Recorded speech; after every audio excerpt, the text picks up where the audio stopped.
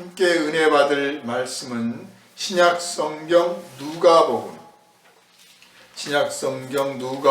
11장 29절에서부터 32절까지 말씀과 18장 31절에서부터 34절까지의 말씀입니다. 먼저 누가복음 11장 29절에서부터 32절까지를 공독하겠습니다. 무리가 모였을 때 예수께서 말씀하시되 이 세대는 악한 세대라. 표적을 구하되 요나의 표적밖에는 보일 표적이 없나니 요나가 니느웨 사람들에게 표적이 됨과 같이 인자도 이 세대에 그러하리라. 심판 때에 남방 여왕이 일어나 이 세대 사람을 정죄하리니 이는 그가 솔로몬의 지혜로운 말을 들으려고 땅끝에서 왔음이거니와 솔로몬보다 더 큰 이가 여기 있으며 심판 때에 니느웨 사람들이 일어나 이 세대 사람을 정죄하리니 이는 그들이 요나의 전도를 듣고 회개하였음이거니와 요나보다 더 큰 이가 여기 있느니라. 이어서 18장 31절에서부터 34절 말씀을 봅니다. 예수께서 12 제자를 데리시고 이르시되 보라, 우리가 예루살렘으로 올라가노니 선지자들을 통하여 기록된 모든 것이 인자에게 응하리라. 인자가 이방인들에게 넘겨져 희롱을 당하고 능욕을 당하고 침뱉음을 당하겠으며 그들은 채찍질하고 그를 죽일 것이나 그는 3일 만에 살아나리라 하시되 제자들이 이것을 하나도 깨닫지 못하였으니 그 말씀이 감추었으므로 그들이 그 이르신 바를 알지 못하였더라. 아멘. 이 시간은 요나의 표적이라는 제목으로 함께 은혜를 나누도록 하겠습니다. 기도합니다.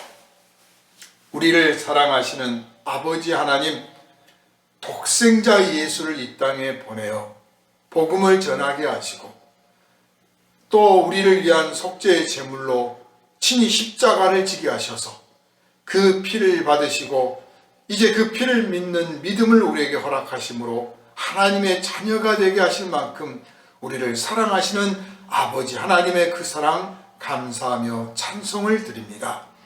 예수 그리스도의 십자가의 길을 묵상하는 사순절 기간입니다. 아버지 하나님, 우리가 그 십자가를 더 깊이 알게 하시고 더 깊이 배우게 하시고 더 깊이 깨닫게 하시며 더 깊이 담게 하여 주시옵소서. 오늘은 요나의 표적이라는 제목으로 함께 은혜를 나누고자 하오니 그 옛날 주님 앞에서 말씀을 들었던 제자들과 같지 않고 오늘 성령의 감동으로 말미암아 요나의 표적을 깨닫게 하시고 믿게 하시고 의지하게 하시며 자랑하게 하시고 증거하게 하여 주시옵소서. 우리를 구원하신 예수 그리스도 이름으로 간절히 기도하옵나이다. 아멘. 할렐루야. 아멘.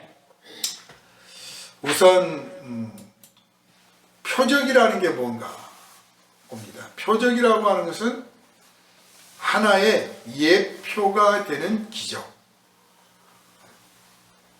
같은 기적이라도 예표가 되는 기적이 있습니다. 그게 표적입니다. 그러니까 예수께서 와서 행하시는 모든 기적들은 예표가 됩니다. 무슨 예표냐? 첫째, 예표라고 하는 것은 이제 하나님과 관련지어서 해석할 수 있는데, 첫째는 하나님의 존재하심, 둘째는 하나님의 성품과 능력, 세 번째는 하나님이 행하실 계획, 즉 구원과 장래는 이제 심판이 되겠죠. 이 세 가지 하나님과 관련되어진 기적을 예표라고 합니다. 그러니까 어디 무당 구술했는데 병이 나았다, 예표가 아닙니다. 하나님과 관련된 것만 예표입니다. 그러니까 하나님과 관련된 예표는 믿으면 구원의 이고 의지하면 능력을 받는 거예요. 그러나 하나님이 하신 예표가 아닌 기적은 믿어봤자 아무 이익이 없고 의지해봤자 아무 능력이 없어요. 그것이 허망한 거죠. 즉 일시적인 것이요 잠시 잠깐 사람을 마음을 빼앗는 것일 뿐이지 궁극적인 구원이 없다 말이에요. 그래서 오늘 이제 본문에서 예수께서 이 악하고 음란한 세대, 즉 음란이란 말을 이제 다른 말로 번역하면 배신을 잘하는, 배신을 잘한다라고 하는 것은 의심이 많다는 거죠.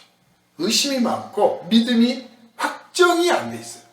우리가 예수를 믿는다고 하면서도 믿음이 확정되지 않은 사람들이 있어요. 나는 하늘이 두 쪽 나도 이 믿음 변하지 않을 거야 라고 자기 스스로에게 말해줘야 됩니다. 또 누가 물어도 이 믿음 나는 절대로 변하지 않을 겁니다 라고 대답할 수 있어야 되고 대답해야 됩니다. 고백해야 됩니다. 이렇게 믿음을 확정시킨 사람이 있는가 하면 뭐 한번 가보는 거죠. 뭐 다녀보는 거죠. 글쎄요 지금은 믿는데 나중에 어떻게 될지 모르겠어요. 즉 자기 스스로 확정을 안 하는 믿음들이 있어요. 이런 믿음은 밑바닥에 의심이라고 하는 자락을 딱 깔고 믿기 때문에 어느 때는 믿었다가 어느 때는 안 믿었다가 어느 때는 아주 믿음이 좋은 사람처럼 보였다가 어느 때는 아주 형편없는 사람이 되는 왔다 갔다 하는 거예요. 이걸 바로 배신을 잘한다라고 말하고 이걸 음란하다고 말하는 거예요. 영적 음란이란 뭡니까? 하나님을 배신하는 거죠. 악하다라고 하는 것은 하나님의 뜻에 순종을 하려고 하지 않는다는 거예요. 하나님의 뜻이 뭔지를 알아.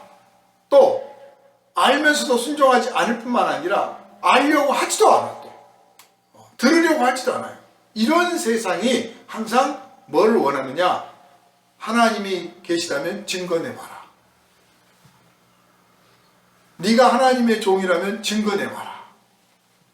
하나님이 우리를 사랑하신다고 증거내봐라. 자꾸 뭔가 증거를 내놔봐라. 표시를 내놔봐라. 그러는 거예요. 그 세대가, 이 악하고 음란한 세대가 바로 언제부터냐? 아담과 하와부터예요. 그냥 예수님 그 당시만 그 이 세대라고 표현하신 게 아니고 사실은 아담과 하와 이후 에덴에서 쫓겨나고 난 이후 전체가 한 세대입니다. 알고 보면. 그냥 인간 세상에서 따지는 한 세대는 보통은 30년 정도를 한 기간으로 잡아요. 한 세대가. 그런데 예수께서 말씀하시는 이 세대라고는 믿음의 세대죠.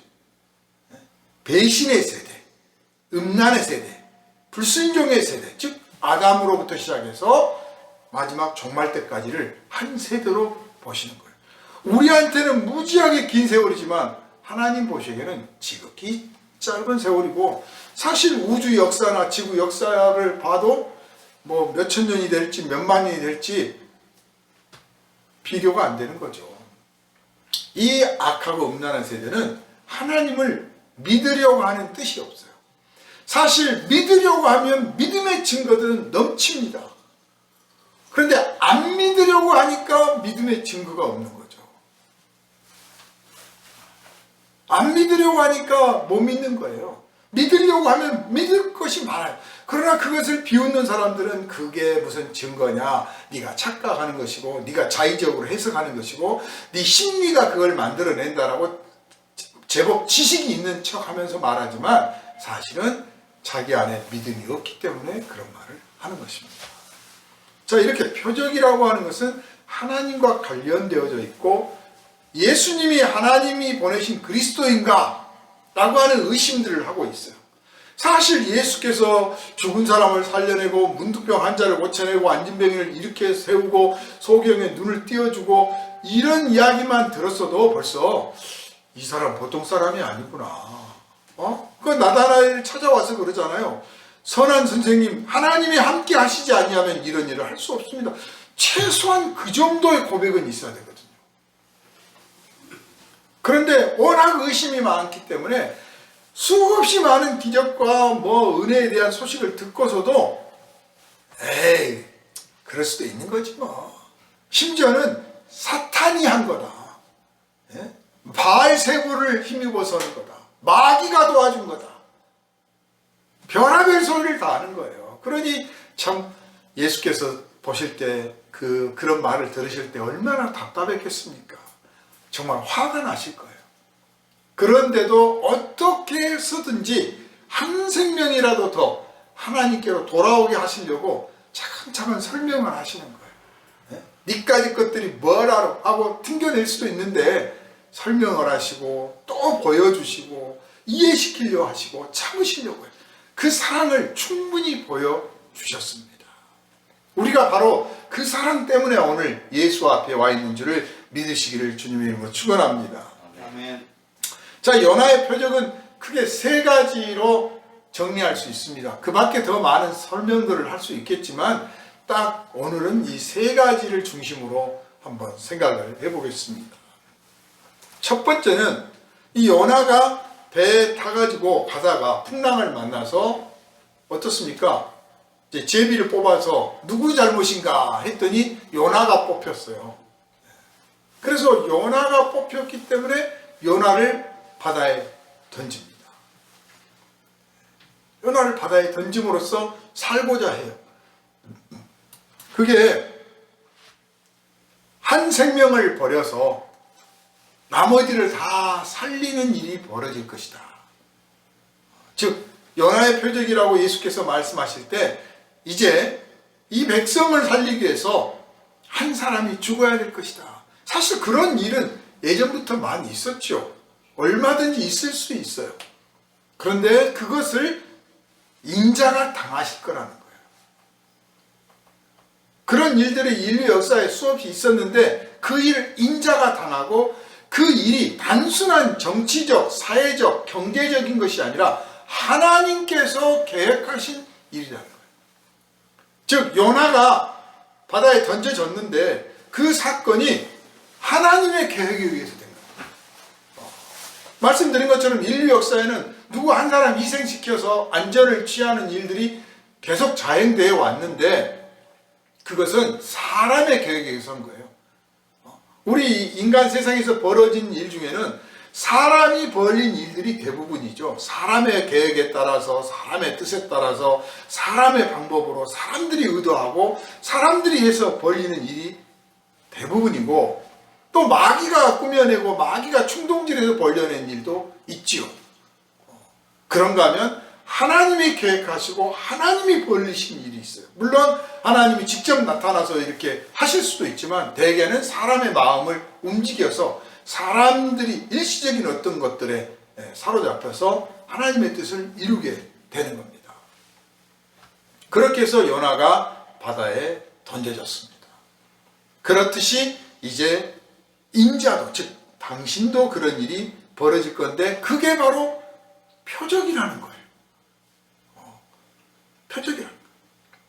인류는 낙원 이후에, 낙원에서 추방된 이후에 가인과 아벨의 살인사건에서도 드러났듯이 누군가 이 잘못된 상황에 대해서 누군가에게 분풀이를 하고 화를 내려고 합니다. 또 가인이 아벨을 죽인 이유가 자기 죄, 자기 허물, 하나님께 예배를 드리는 제사를 드렸던 것에 잘못된 것이 있었는데 그거를 감추기 위해서 사실은 동생을 죽인 거란 말이에요. 우리는 우리의 잘못을 감추기 위해서 이웃을 해치는 일을 서슴없이 합니다. 누군가의 핑계를 대고 누군가의 탓으로 돌리고 누군가를 공격하고 오히려 나를 비방하는 사람을 아예 없애버리려고 합니다. 그렇게 함으로써 나를 정당하게 만들려고 하죠. 그게 바로 모든 인간의 밑바닥에 사로잡혀 있는 이 원죄라는 거죠. 그리고 이게 사회 속에서 이런 희생을 통해서 정당하다고 주장하고 정의를 말하고 평화를 말하고 심지어는 이런 논리를 위해서 정치와 종교의 논리가 동원됩니다. 이것이 정의다라고 말합니다. 예수께서 십자가에 못 박히는 것도 당시 대제사장들과 서기관들과 바리새인들과 이 장로들이 볼 때는 사회 정의를 실현하기 위해서였습니다. 또 예수께서 제자들에게 말씀하십니다. 자기들이 하나님을 섬기는 도리를 다하기 위해서 너희들을 핍박하고 죽일 것이다. 참 웃기잖아요. 누군가를 죽이고 심지어는 이제 제노사이드, 그 학살을 하고 학대를 하면서도 자기들이 정당하다고 믿고 있는, 정의를 주장하는 사람들이 있다는 거예요. 이것이 인류 역사에 드러나 있습니다. 특별히 사회 격동기나 변혁기, 이때는 이런 일이 더 심하죠. 근데 사람들이 사회 격동기와 변혁기를 자기가 예측하고 있는 게 아니라 어느 순간에 그것들이 찾아온단 말이에요. 우리 한국 사회도 사실 지금 이런 상황입니다. 매우 조심해야 됩니다.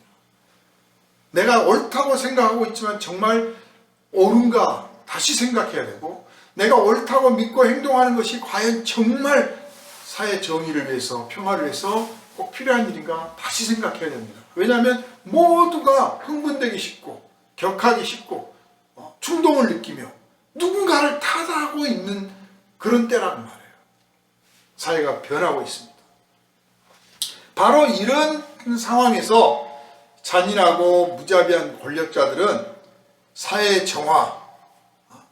정화라는 명분을 내세워서 아주 이 악랄하고 비참한 일을 서슴없이 사용을 했고, 이런 일을 할 때 대중들은 묵시적으로 혹은 공개적으로 동의를 해줬습니다. 히틀러가 유대인을 그렇게 많이 학살할 때 히틀러의 혼자의 생각이 아니었다고 말입니다. 캄보디아, 미얀마, 현대 사회에서 수없이 많은 인종청소 같은 대학살 사건들이 얼마나 많았습니까? 누군가를 희생함으로써 사회를 정화시키려고 한다라고 하는 이 생각이 인간 속에는 있어요. 가족 중에서도 저 사람 우리 집안에 시집 온 뒤로부터 집안이 잘 되는 게 없어, 이런 식으로 해서 누군가를 탓하고 내쫓으려고 공격하고 모욕하고 희생을 시키려고 합니다. 그런 것이 마침내는 예수에게까지 영향을 미치는데, 예수가 바로 대표자로서 그 일을 공개적으로 하나님 앞에서 인간의 죄악성을 드러내게 되시는 거죠. 그게 바로 그가 그리스도라고 하는 표라는 거예요. 이 예수가 인자라고 하는 사실, 그리스도라고 하는 사실은 바로 이 예수를 십자가에 못 박아 죽이려고 모의하는 과정에서 더욱더 확실하게 드러납니다. 바로 요나를 물에 던져서 우리가 살자라고 계획했던 것과 똑같은 말을 그의 대제사장이었던 가야바가 말을 하는데, 너희가 아무것도 알지 못하는도다.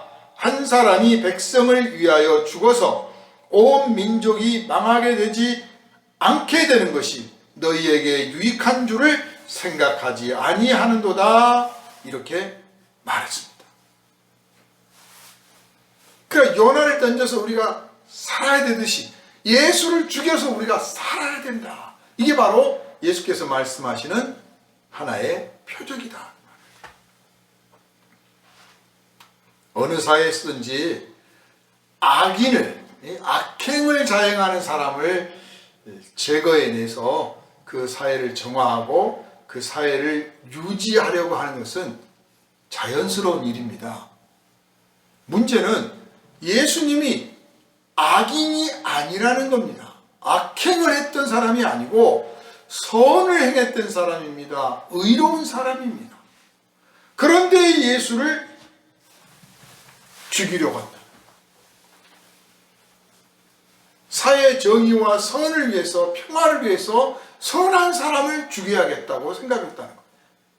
참 어처구니 없는 계획이지만 이게 인간들이 가지고 있는 제법 똑똑하고 제법 종교적이라고 하는 사람들의 마음 바탕입니다. 이것이. 그래서 사람들이 선을 행한다고 하면서도 자기도 모르게 오히려 악이 드러날 때가 있는데 그거를 깨닫지 못하는 거예요. 이 점을 우리가 조심해야 돼요. 예수께서 선자는 섰다고 생각하는 사람은 넘어질까 주의하라고 한 이유가 그거예요. 내가 정말 은혜 받고 선하고 정말 진실하고 정직하고 정의롭다라고 스스로 느낄 만큼 참 그렇게 잘 살아왔는데 그런 중에 자기도 모르게 악을 행할 수 있단 말이에요. 아주 조심해야 돼요. 참 어렵습니다. 그게 뭐냐면 인간의 비참함이에요. 우리가 비참한 신세가 아니면 하나님이 우리를 구원하실 필요가 없죠. 우리가 아무리 괜찮다고 해도 어딘가 비참한 구석이 있는 거예요. 모자란 구석이 있고 악한 구석이 있어. 그러기 때문에 하나님께 우리의 구원을 요청해야 되고 예수의 십자가가 필요한 거예요. 안 그러면 그냥 됐습니다. 끝나버릴 거죠. 하나님도 됐다, 이제 됐다 그러실 거예요. 근데 아직 미완성이에요. 그러니까 예수를 믿어서 하나님의 자녀로 거듭나서 완성이 됐으면서도 또 진정한 완성을 향해서 가야 되는 아직 또 하나의 미완성품이 우리다라고 하는 사실을 알아야 되는데, 이스라엘 이때 당시의 장로들이나 백성들은 우리가 하나님의 백성으로 태어났고 하나님이 우리의 하나님이시며 우리가 하나님께 제사를 지내고 하나님의 율법을 지키고 있으니 우리는 문제없다, 이렇게 생각하는 거예요. 그래서 모든 판단과 결정이 다 의롭다고 착각을 해요. 특별히 지도자들, 종교 지도자들, 또 권력을 쥐고 있고 법을 아는 사람들은 이 점을 조심해야 됩니다. 내가 알고 있으니, 하나님이 내 뒤에 계시니 내가 모든 것이 옳다. 하나님이 나를 옳다고 하셔야 옳은 거지, 내가 스스로 옳다고 한다는 것은 부족한 거예요. 물론 우리가 자부심도 가져야 되고 자긍심도 가져야겠지만 그러나 조심해야 된다 하는 것입니다. 대제사장들은 예수께서 하나님의 아들이신 줄을 알았을까요? 몰랐을까요? 우리는 이 본문을 읽으면서 예수님 십자가에 못 박힐 때 이런 말을 속으로 중얼거립니다. 나 같으면 안 그랬을 텐데, 나 같으면 예수 십자가에 못 박지 않았을 텐데, 아니 더군다나 하나님의 아들이시라는데 어떻게 그래? 미안하게도 대제사장들과 장로들과 그리고 예수를 십자가에 못 박으소서 하고 외쳤던 그 백성들은 예수가 하나님의 아들이셨기 때문에 그랬어요. 하나님의 아들이셨기 때문에 예수를 십자가에 못 박았어요. 왜? 우리가 기대하는 하나님이 아니었거든요. 모든 인간은 진짜 하나님과 자기가 기대하는 하나님을 일치시키지를 못합니다. 그래서 자기가 기대하는 하나님이 아니면 서슴없이 죽이는 그런 존재입니다. 인류 역사를 보십시오. 아니 우리 자신의 행실들을 보십시오. 내가 믿고 바라고 내가 기대하고 내가 원하는 하나님이 아니면 우리는 실망합니다. 짜증냅니다. 이게 좀 정도가 심한 사람들은 때려 부십니다. 포기합니다. 예수께서 네가 하나님의 아들이냐? 네가 말 잘했다. 제대로 했다. 그래? 그러면 우리가 어떻게 대접할까? 혹은 뭐 그렇게까지는 않더라도 좀 조심하자. 하나님의 아들이라는데 두고 봐야지 않겠어? 이런 조심성 자체도 없어요. 어디 감히 네가 하나님의 아들이라고 그래. 신성모독이다. 왜냐? 자기가 알고 있는 하나님은 하늘에 높이 계시지 사실 그들이 믿는 하나님은 허공이에요. 존재하는지 안 하는지도 몰라. 하나님은 저 높은 곳에 계셔서 이런 이 누추하고 더러운 땅에 오시지 않는 분이야. 그런데 예수께서 내가 하나님의 아들이다 라고 하시니까 기가 막힌 거예요. 그 하나님이 어떻게 그 하나님이냐 할 수 있어요. 자기들이 믿고 바라는 하나님이 아니야. 또 정말 하나님이라면 우리를 힘있게 강하게 능력있게 만들어서 저 원수 로마를 물리치고 세계를 지배하는 민족이 되게 해주시지.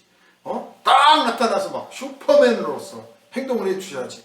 그저 고작 병자들이나 데리고 다니고 문둥병 환자나 고치고 다니고, 그리고 우리들한테 맞서? 우리가 명색이 하나님이 세운 제사장이고 대제사장이고 장로들인데 우리를 알아서 챙겨주셔야지. 우리와 맞서고 우리를 비난하고 공격하면 그럼 우리가 뭐가 되느냐는 거지. 우리는 틀림없이 하나님이 세운 종들인데. 그래서 자기들이 기대하고 바라는 하나님이 아니기 때문에 예수를 십자가에 못 박은 거예요. 그게 그들만의 하는 행동이 아닙니다. 우리도 얼마든지 그럴 수 있습니다. 그런데 예수님은 그것을 아시고 피하시지 않습니다. 우리 같으면 그렇게 못하죠. 짜증내고 화내고 너희들하고 안 놀아. 최소한 떠나버리든지 아니면 저주를 퍼붓든지 막 그러실 텐데 예수님은 안 그러셔요. 요나의 표적, 그래 너희가 나를 하나님의 아들로 받아들이지 못할 것이다. 너희가 아는 하나님이 아니라서 나를 오히려 죽일 것이다. 나는 그걸 받아들이겠다. 이것이 하나님의 방식이에요. 그러니까 사람이 하나님을 대하는 방식은, 우리가 기대하는 하나님은 십자가에 못 박아 죽이는 것이 사람이 하나님을 대하는 방식입니다.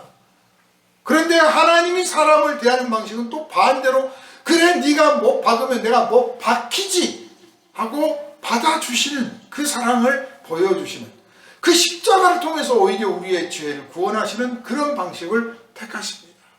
이게 바로 십자가의 비밀이에요. 이 비밀을 안 사람들은 삶의 방식이 달라집니다. 이 십자가의 비밀을 아는 사람은 그 십자가의 비밀을 아는 사람답게 행동합니다. 나를 배신한 사람을 처벌하고 모욕하고 내쫓고 죽이는 게 아니라 그가 하는 그 방식을 통해서 오히려 그를 회개시키고 구원하고 그를 축복해 줍니다. 참 어려운 건데 이 비밀을 우리는 지금 듣고 있는 거죠. 십자가는 그래서 사랑의 완성인 것입니다. 그러니까 예수께서 지금 말씀하시는 요나의 표적은 하나님의 사랑이란 이런 것이라를 보여줄 것이다. 요나는 하나님이 아니기 때문에 던져질 때 막 투덜투덜하고 불평을 했겠지요. 그러나 예수님은 불평을 안 해요. 그냥 받아들이시는 거예요. 너희가 나를 대하는 방식이 이거다. 그러나 내가 이걸 받아들임으로써 내가 너희들보다 너희를 더 사랑한다는 것을 내가 보여주리라. 진짜 사랑은 나를 사랑 안 한 만큼 나도 안 하는 게 아니라, 사랑을 안 하더라도 상관없이 내가 사랑을 하고 오히려 더 큰 사랑을 베풀어 주는 것이 진짜 사랑이죠. 대개 사람들은 사랑에 대해서 뭐 이야기하면 나를 얼만큼 사랑하세요예요. 하나님 저를 얼만큼 사랑하시나요? 나를 얼마나 사랑하느냐에 관심이 많아요. 그런데 하나님의 관심은 네가 나를 얼마나 사랑하느냐에 관심이 있는 게 아니라 내가 너를 얼마나 사랑하느냐 하는 게 관심이 있어요. 그래서 사랑의 깊이가 생기고 사랑의 진리를 알고 그 사랑의 숭고함에 이르게 되면 나를 얼마나 사랑하느냐를 보는 게 아니라 내가 얼마나 사랑하느냐를 보는 것이고, 그것을 추구하는 것이 십자가를 닮은 사랑이라고 말할 수가 있겠습니다. 두 번째로 요나의 표적은 바다에 던져진 그 요나가 물고기 뱃속에 들어가서 보냈던 시간입니다. 바다에 던지자마자 물에 빠져서 익사를 한 게 아니라 큰 물고기가 와서 꿀꺽 삼켰습니다. 그런데 꿀꺽 삼켰는데 그 뱃속에 들어갔으니 그 안에 뭐 위액들도 있고 그 안에 막 고기들도 있고 아주 막 썩어 냄새가 날 거예요. 그런데 요나는 안 죽었습니다. 그 체액에 녹는 게 아니라 안 죽고 거기서 하나님께 기도를 합니다. 저를 살려주라고. 그러니까 죽음이라고 하는 곳에 도착했는데 다 죽어 있는데 자기만 살아있어요. 죽음을 통과하고 있는 거예요. 죽음을 이기고 있는 거예요. 바로 이와 같이 예수께서도 죽지만 죽지 않는 그런 상황을 사흘 낮밤을 할 것이다. 이게 표적이 될 거예요. 그러니까요, 참 우리가 당신이 하나님의 아들입니까? 뭐 우리한테 적용하면 당신이 예수 믿는 신자입니까? 그래 정말 하나님 살아계시오? 당신이 정말 목사입니까? 그럼 능력을 한번 나타내봐. 사람이 말하기도 하고 사탄이 속삭이기도 하고 내 안에서 싹 솟구쳐 올라요. 병자가 있어. 내가 진짜 하나님의 종이면 내가 기도하면 탁 나을 텐데, 나야 되는데 막 해주고 싶어. 그럼 세상에 의사가 필요 없죠. 그 마음이 이 성령께서 일깨우시는 마음인지 자기 욕망인지 사탄의 속삭임인지 인간적인 생각인지 잘 구별할 줄 알아요.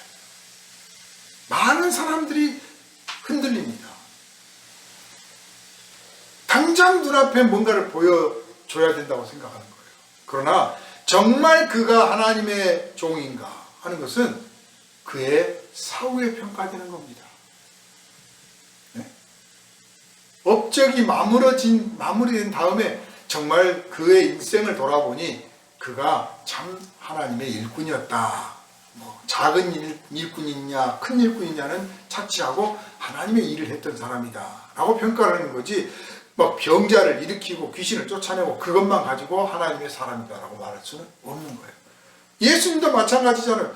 여태 너희가 내가 행한 많은 기적을 받지 않느냐, 내가 눈앞에서 또 하나 보여주리 하실 수 있었으나 결정적인 것을 어떻게 표현하십니까? 내가 죽고 나면 너희가 알 거라는 거예요. 내가 죽고 나야 너희가 알 거다. 그게 바로 요나의 표적입니다. 예수님은 요나처럼 이제 십자가에 못 박혀서 사흘 낮밤을 무덤 속에 들어가 계셨습니다. 죽음들이 옆에 있는 곳에 홀로 살아있는 거예요. 그걸 통해서 요나가 죽지 않았듯이 인자도 죽지 않을 것이다. 사람이 사흘 동안 죽었다가 살아나는 일은 없어요. 그런데 얼마든지 예수님은 300일 만에 살아나실 수도 있어요. 아니면 하루 만에 살아나실 수도 있고 3년 만에 살아나실 수도 있겠죠. 어떤 사이비 교주가 죽었는데 사흘 만에 살아나리라고 하는 이 말씀대로 자기도 그럴 거라고 하는데 3년이 지나도 안 살아나더라는 거예요. 그래서 결국은 이제 그 집단들이 해체가 되고, 그런 이 기독교 이름을 내고 있는 유사 사이비들이 참 많습니다. 교주들이 곧 부활한다고 사흘 만에 부활할 거라고 했는데 사흘이 아니라 넉 달, 5달, 3년, 30년이 지나도 여전히 안 되고 있어요. 근데 예수님은 능력이 없어서가 아니라 얼마든지 더 장시간 있다가 깨어날 수도 있어요. 그러면 더 멋있겠죠. 진짜 놀랄 거예요. 이를테면 그 무덤에 동굴 속에 들어가 계셨다가 한 5달 만에 꽝꽝꽝 소리가 나서 아이고 지나가는 데 소리 나더라고. 가서 열어보니까 예수님이 살아나왔어요. 얼마나 놀라겠습니까? 더 큰 기적을 할 수도 있지만 왜? 무리를 걸으셨던 분이잖아요. 즉 자연의 법칙을 얼마든지 넘어서 존재하시는 하나님으로서 당신을 드러낼 수 있었지만 그렇게 안 했어요. 왜냐하면 요나라고 하는 요나의 표적을 보이시기 위해서. 예수님 자신도 구약 성경에서 그리스도에 관한 예언이 있는 것 안에서만 행동을 하셨어요. 이 점이 중요한 거예요. 오버하지 않습니다. 하나님 자신이니까 얼마든지 더 다른 것을 보여주실 수도 있는데 그렇게 안 하신 것은 혼란을 주지 않고 질서 속에서 하나님의 예언자들이 하나님으로부터 영감을 받고 지시하심을 받아서 전했던 그 메시지들을 다 이룸으로써 하나님의 뜻이 이루어질 뿐만 아니라 그들이 바로 하나님의 종이었음을 드러내 보이시려고 한 거예요. 한 사람 한 사람 다 챙기시는 거죠. 우리가 하는 일들에 대해서 설교를 하고 전도를 하고 간증을 했는데 그 끝에 가서 그것이 헛됐다 그러면 얼마나 허망합니까?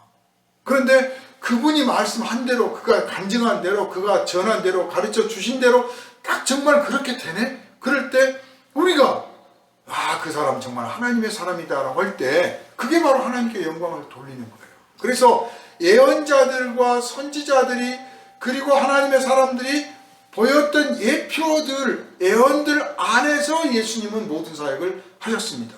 그래서 요나의 표적, 요나가 물고기 뱃속에서 사흘 낮밤 있었던 것처럼 나도 딱 사흘 낮밤을 있을 것이다.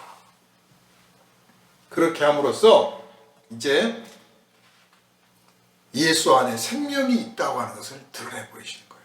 죽음이 이길 수 없는 생명이 있다.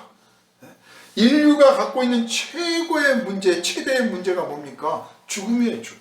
안 죽으려고 다들 난리예요. 그런데 예수가 그 죽음을 이겨냈어요. 그럼으로써 하나님이 살아계시고 하나님이 살리시는 사람은 죽지 아니할 것이라고 하는 것이요, 바로 예수를 믿는 사람들도 그 죽음을 이길 수 있다고 하는 것을 보여주시는 겁니다. 모든 사람은 죽습니다. 그 죽음이 오게 된 것은 인간의 죄 때문입니다. 그런데 이제 예수께서 그 죽음을 이겨내심으로써, 이제 죽음을 이겨냈다고 하는 것은 죽음의 권세, 권력이 힘이 없다는 거예요. 즉 심판을 받는다는 거예요. 마지막 때에는, 예수께서 다시 오시는 그때는 우리도 이제 죽음을 심판하게 될 겁니다. 우리에게 주는 최고의 영광의 기회가 아직 남아 있습니다. 우리가 이 땅에 살면서 예수 믿고 은혜를 받고 하나님께 영광을 돌리고 이만한 복이 어디 있어, 이만한 영광이 어디 있어 라고 막 감사하고 찬탄을 하나님 앞에 드릴 때가 있는데, 아직 남았어요. 우리가 사망을 심판할 날이 온다고 말해요. 그래서 그 죄와 사탄과 사망이라는 이 권세들이 영원한 불못에 던져지게 되는데, 그때 예수께서 심판하실 때 우리도 같이, 너는 이 죽음아 얼마나 우리 인류를 괴롭혔느냐, 나를 얼마나 괴롭히고 위협했느냐, 이 죄야 너는 얼마나 나를 괴롭히고 나를 더럽게 만들었느냐, 이 사탄아 하고 그들을 정죄하여 심판하고 영원한 불못에 던지게 되는 날이 오게 될 줄로 믿으시기를 바랍니다. 아멘. 예수께서 사흘 낮밤 무덤 속에 있다가 부활하셨어요. 그럼으로써 이제 그 심판이 시작되었습니다. 시작됐어요. 그러니까 우리가 죽더라도, 다른 사람들은 죽으면 어떻게 안 죽고 싶은데 막 죽음을 피하려고 발버둥을 치는데, 이제 우리는 어떻습니까? 죽음이 와? 죽는다고 그래? 그래? 맞이하지 뭐. 일시적으로 내가 지금 너한테 지지만 주님께서 나를 일으키시는 그날이 오면 내가 너를 다스리게 될 거야. 내가 역전을 할 거야. 그러니 잠시 내가 져주지 뭐. 그래서 죽음이 무섭지 않고, 잠깐 이 육신을 떠나니까 두렵고 떨리지만 그거 오래가지 않고 주님이 오시는 그날을 맞이할 수가 있게 될 줄로 믿습니다. 세 번째로 이 요나의 표적은, 요나가 물고기 뱃속에서 나와가지고 이제 자기가 죽었다 살아나가지고 확신이 섰어요. 하나님이 살아계신다는 걸. 그리고 니느웨 성을 다니면서 회개하라, 하나님이 이 성을 심판하실 것이다 외치고 다녔습니다. 그랬더니 니느웨 백성들이 어떻겠습니까? 이 요나가 전하는 이 전도의 말을 듣고 전부 회개를 했습니다. 그래서 왕부터 시작해서 모든 백성이, 그 니느웨에 있는 모든 백성이 굵은 베옷을 입고 재에 앉았다 그랬어요. 재에 앉았다. 그리고 회개를 했어요. 금식합니다. 그랬더니 요나의 전도를 듣고 전부 회개하여 구원에 이르렀어. 그러므로 이제 인자가 무덤에서 살아나게 되면 그 인자를 믿는 사람들은 구원을 받게 될 것이다. 이게 표적이 될 거라는 거예요. 표적을 봐야 믿겠다고 우리들은 말하는데, 믿는 것이 표적이라는 거예요. 우리가 예수를 믿는 것이 바로 예수가 그리스도라고 하는 표적이 된다는 거예요. 왜냐? 예수를 믿는 자가 구원을 받는 것, 그것이 실제로 관념적으로, 추상적으로, 논리적으로가 아니라 실제로 이루어지는 위대한 사건이기 때문에 표적이 되는 것이죠. 모든 사람이 죽음을 맞이할 때 다 홀로 맞이하지 않습니까? 네? 동반 자살을 해도 홀로 맞이하는 거예요. 알고 보면. 예수님도 무덤에 들어갔을 때 혼자 들어가셨습니다. 그렇게 이 죽음이라고 하는 것은 참 외롭고 슬픈 것입니다. 그런데 요나가 물고기 뱃속에 있었을 때 하나님이 그와 함께 하셨기 때문에 요나가 안 죽은 거예요. 그러니까 외롭지만 외로움을 이길 수 있었던 거예요. 다니엘이 어떻습니까? 하나님이 그와 함께 하셨기 때문에 고난 속에서 이겨냈습니다. 예수께서 무덤 속에 들어가셨을 때 하나님이 그와 함께 하셨기 때문에 그 외롭고 캄캄한 곳에서 견딜 수가 있었습니다. 바로 이 요나가 물고기 뱃속에서 나오듯 예수께서 무덤에서 부활하심으로써 이제부터 우리가 어떤 환난이나 슬픔이나 괴로움이나 고통을 당하더라도 우리가 혼자 있지 않을 거라고 하는 것을 알려주십니다.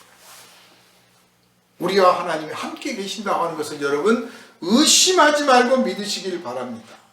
아멘. 예수를 믿는다고 하는 게 뭡니까? 예수를 믿는다는 거, 요즘 와서는 예수를 믿는 게 무슨 커뮤니티에 가입하는 것처럼 생각하는 사람들이 많아요. 또 혹은 취미생활처럼 생각하는 사람들이 많아요. 또 어떤 사람들은 이제 중세시대 같은 경우는 그러겠죠. 태어나기를 기독교 국가에 태어났으니까 그냥 자동으로 믿는 거예요. 그런데 요나의 표적을 보십시오. 요나가 니느웨 성을 다니면서 회개하라고 선포했을 때 그 니느웨 백성들이, 왕과 백성들이 굵은 베옷을 입고 제 위에 앉았다고 했잖아요. 즉 자기가 죄인이라고 고백하는 사람만이 요나의 그 메시지를 들을 수가 있었던 거예요.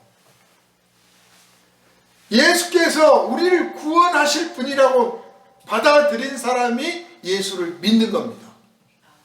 예수께서 우리를 구원하실 분이라고 하는 사실은 반대로 내가 죄인이요, 내가 불의한 사람이요, 내가 병든 사람이요, 내가 망할 사람이라고 하는 것을 인정하는 겁니다.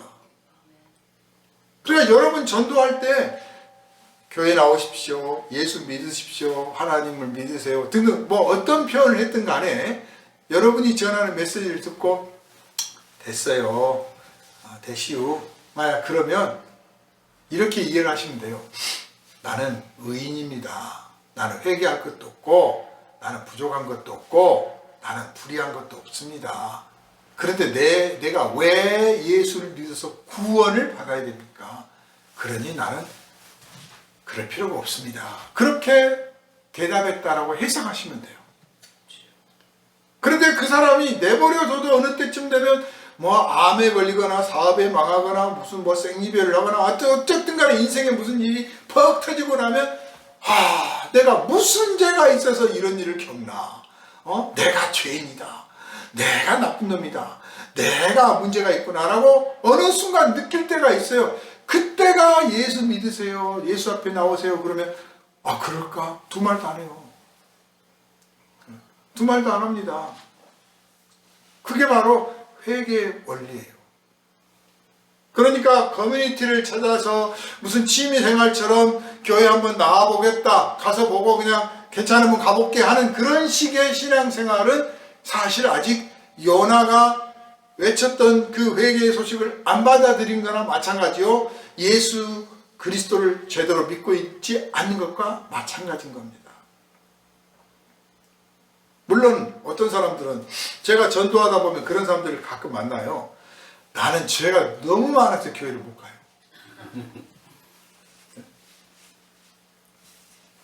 나는 너무도 흉악한 죄인이라서 예수 믿을 자격이 없대. 근데 이건 너무 정직하다고 할 수도 있고요, 하나님을 생각하지 않는 거예요.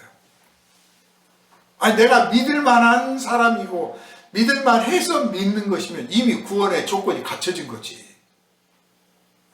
구원은 나한테 있는 게 아니고 내가 어떻게 하느냐에 있는 게 아니라 하나님께 있단 말이에요. 그냥 요나가 외친 소식을 그냥 받아들이면 되듯이 예수가 우리를 위하여 십자가 지셨다라고 하는 것을 그냥 받아들이면 되는 거예요. 나는 너무 죄가 많아서 안 돼요가 아니라 그랬어요? 예수님의 그 십자가가 모든 죄를 용서하시는 건가요? 그럼 나 믿을게요. 그냥 그러면 되는 거예요. 또 뭐 꼭 그런 십자가의 원리까지 잘 이해가 안 되고 몰라도 그냥 예수 안에 구원이 있고 평화가 있다, 예수 섬기시면 인생 행복해집니다. 그러면 그러죠 뭐 그러면 되는 거예요. 즉 마음을 내려놓지 않아서 그래요. 내려놓지 않아서.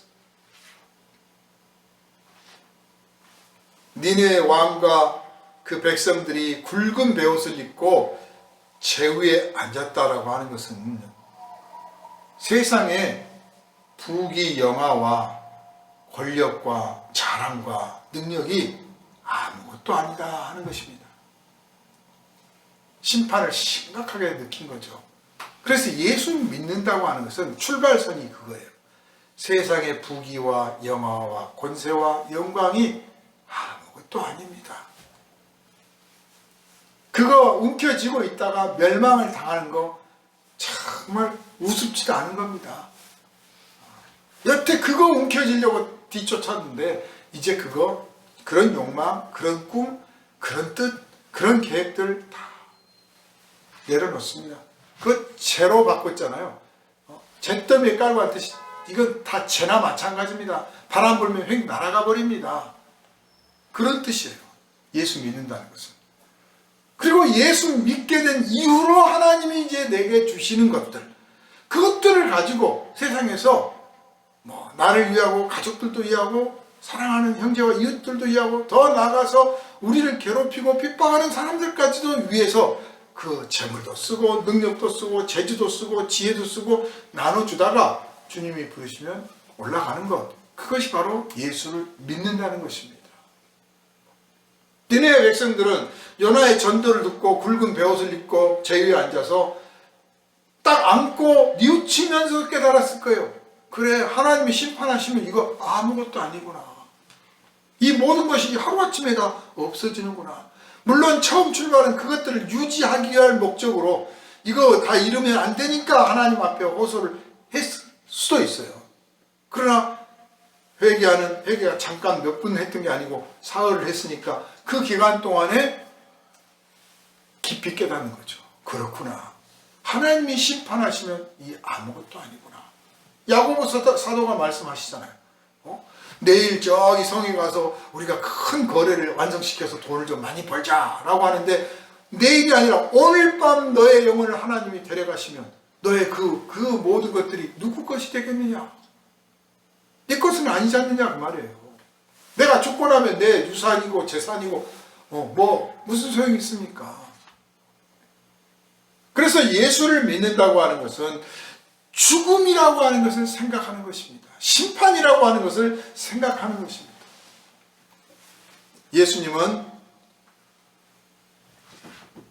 성경에 예언된 것처럼 그가 그 민족만 위할 뿐 아니라 다른 모든 사람들을 위하여 하나님 앞에 일을 하게 될 거라고 하는 그 뜻을 온전히 이루셨습니다.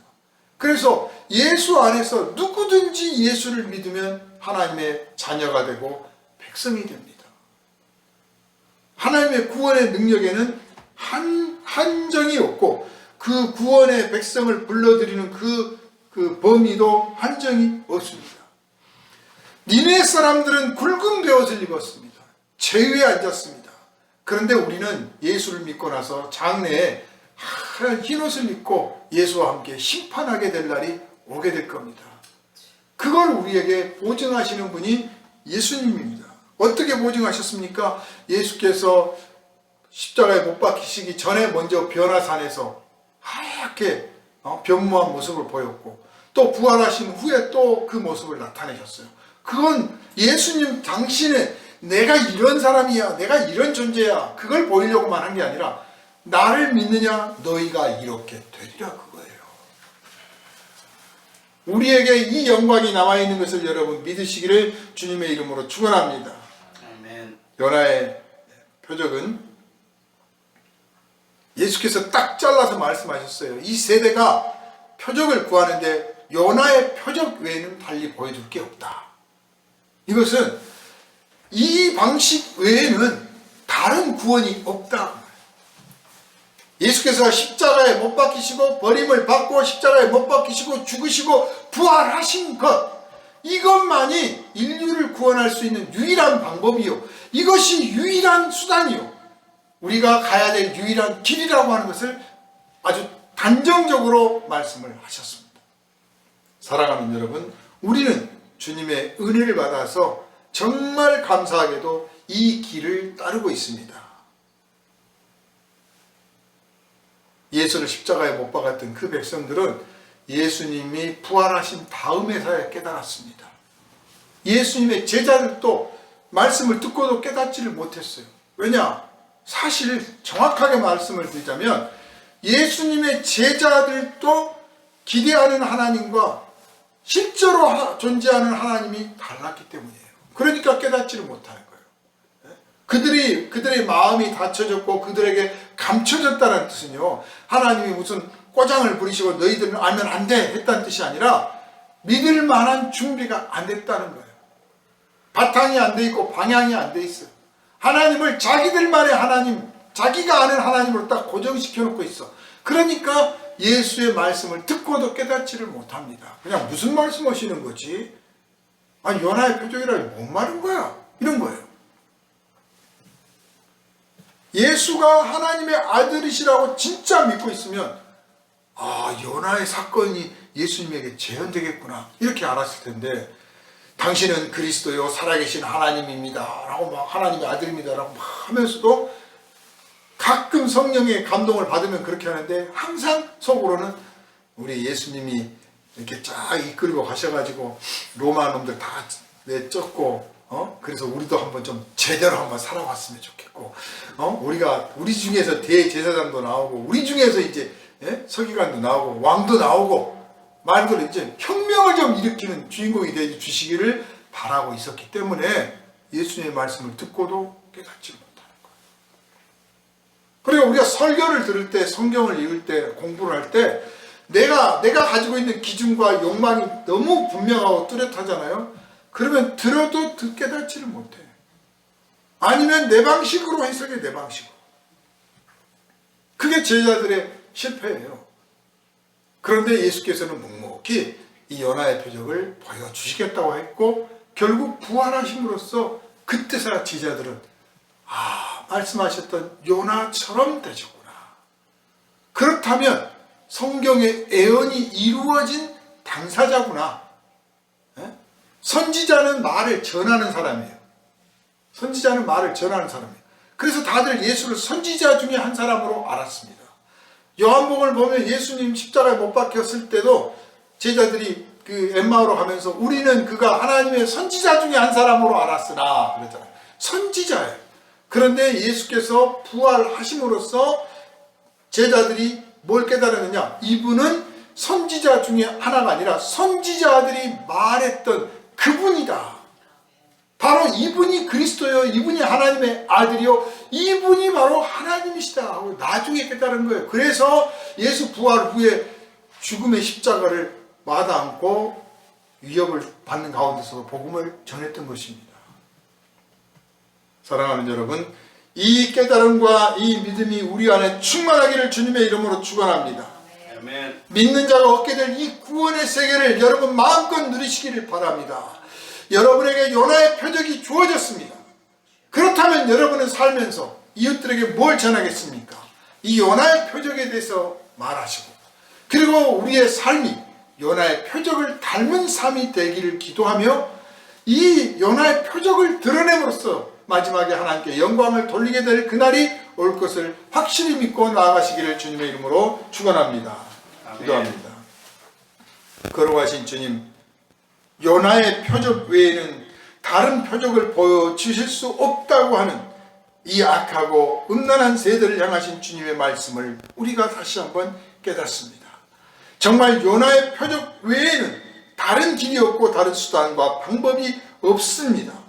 우리가 예수 그리스도의 십자가와 부활과 그 은혜와 그 능력과 영광이 아니면 하나님의 구원을 받을 다른 방법이 없음을 확실히 믿고, 이 믿음 안에 날마다 거할 뿐만 아니라 이 믿음을 이웃들에게 담대히 전하고, 우리가 죽음을 이기신 예수와 함께 우리가 죽음을 이기게 될 그날이 있음을 믿고 나가는 모든 성도들이 되게 하여 주시옵소서.